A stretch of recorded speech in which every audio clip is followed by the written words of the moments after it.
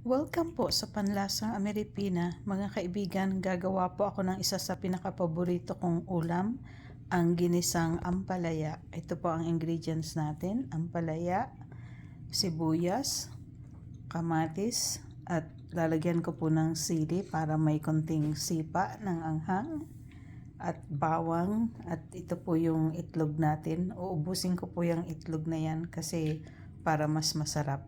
Abangan nyo po.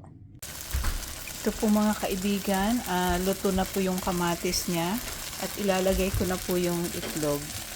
Kaya ko po inuunang ilagay yung itlog mga kaibigan bago yung ampalaya kasi ayaw ko pong ma-overcook yung ampalaya niya para crunchy pa rin yung ampalaya. Kaya inuuna ko po munang lutuin yung itlog.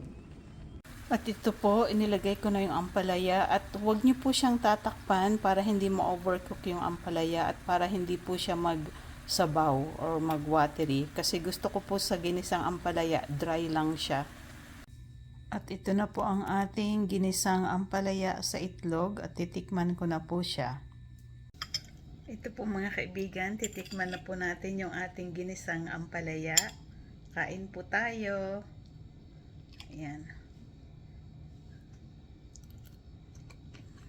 Grabe, sobrang sarap niya po. Napaka-crunchy nung ampalaya niya.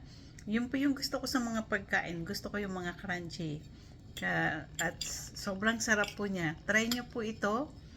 Lalong-lalo na po sa mga may mga diabetes, yung mataas ang blood sugar. Kumain po kayo ng ampalaya at siguradong bababa yung blood sugar nyo. Maganda po ito para sa inyo.